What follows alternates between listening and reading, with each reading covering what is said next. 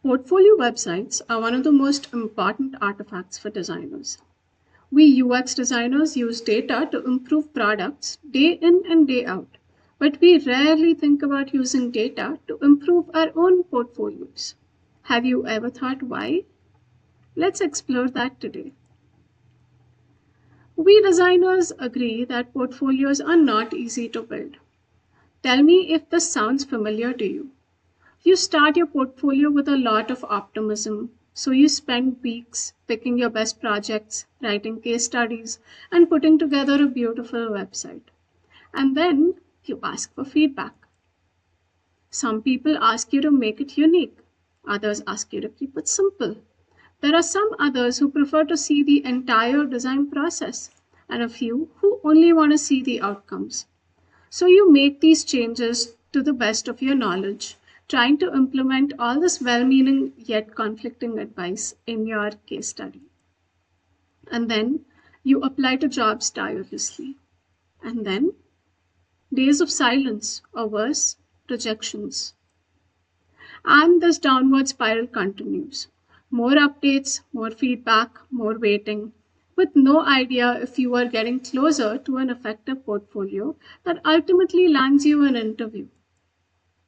What if you could move from this place of uncertainty to clarity by using something more concrete? What if you could go from pure guesswork to observing and measuring how people interact with your portfolio? In the next few minutes, I'll show you how to do exactly that using freely available analytics tools, not to replace good design or mentor feedback, but to add another layer of confidence to your decisions. I'm Bhuvana. I'm a product designer in the middle of my job search, and I have been using these tools for the past few months. Today, I'm sharing what I have learned. Let me set the stage with a few quick things before we take a look at the tools itself. First, analytics is just one tool in your toolkit. It works best when combined with mentor feedback and peer reviews. Second, you will see glimpses of my portfolio today, and my portfolio is a work in progress. Right now, it has one password protected case study with more coming soon. This context matters because it shapes how we interpret data. With that said, let's dive in. Understanding who visits my website is key to making sense of any data. My primary visitors are hiring managers and recruiters because I'm actively applying. Hiring teams find my website through job applications and the link in my resume. They are evaluating me as a potential candidate, so they get full access to the password protected case study. Then there is everybody else, peers and potential collaborators who find me through LinkedIn, social media, or organic search. I'm assuming they're exploring out of curiosity. These visitors only see my public content. Hiring teams are time pressed. They want to find important information fast. And general visitors are exploring, taking their time to browse and discover. To understand how visitors interact with my portfolio, I use two tools. First is Hotjar, which is used by UX and product teams. It lets me see how people interact with my website. And the free tier gives me 35 recordings per day, which is perfect for my needs. And then there is Google Analytics, typically used by marketing teams, but perfect for understanding how people find and engage with my website. And it's completely free. Both tools track where visitors are from, what devices and browsers they use, and how they enter and exit my site. Let me show you what Hotjar revealed about my homepage. Watch this Hotjar recording.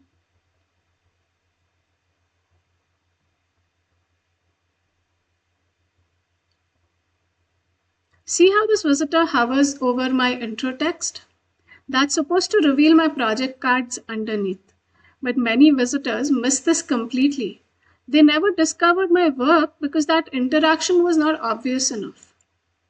Heat maps and recordings showed me that a few people were finding my projects page through the bottom navigation too. While 70% of visitors eventually found my projects, they either stumbled upon the hover interaction or had to look around a bit to find the unusually placed bottom navigation. For time-strapped hiring managers who are reviewing dozens of portfolios, these hidden interactions could become a barrier. Let's look at how people scrolled through my case study. What you're seeing here is my password-protected case study zoomed out to show you its full length. The heat map overlay shows you how far people scrolled.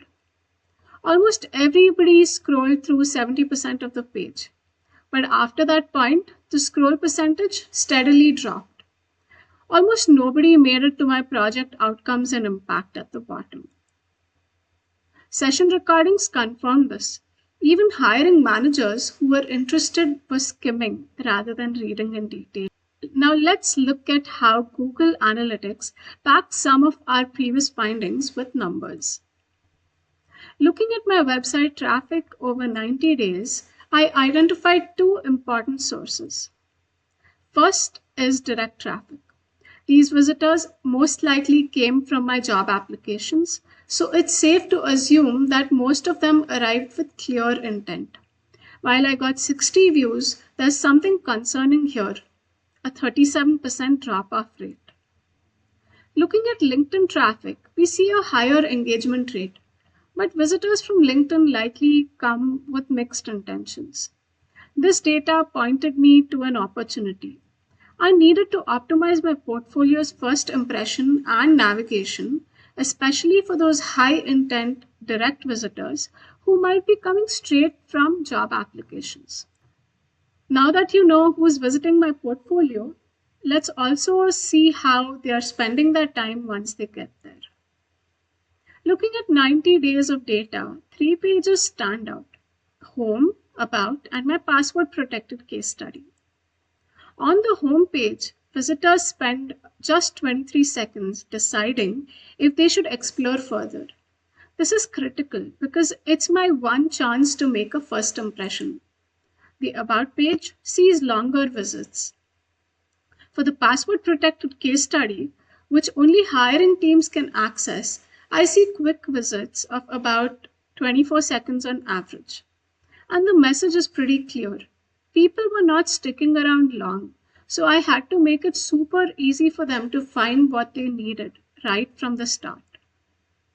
Now that we've seen some data and evidence, I want to share some ideas for how I plan to improve my portfolio website based on these analytics insights. We saw from both Hotjar and Google Analytics that navigation on my homepage was creating unnecessary friction. So here is an idea wireframe for redesigning the homepage with the least amount of effort to potentially solve that navigation confusion. And we also saw how quickly hiring teams were scanning my case study. To make my case study more effective, I plan to include outcomes and impact within the overview section up top. This way, hiring managers will see the most important information up front. Everything I've shown you today goes beyond just fixing a portfolio. Let me explain why this approach matters for your design career. First, it transforms how you think about your portfolio. It helps you reframe your portfolio as a product that evolves based on real data and insights.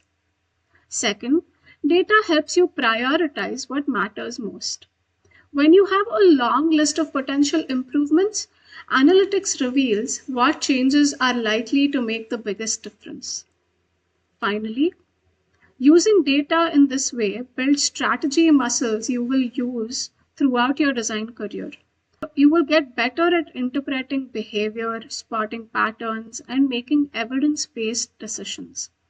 I'm sharing this as somebody who is still learning, but I hope these examples inspire you to start your data-informed journey. I've put together some resources to help you get started with this journey. To access those resources, please scan the QR code on the left. Also, feel free to connect with me on LinkedIn.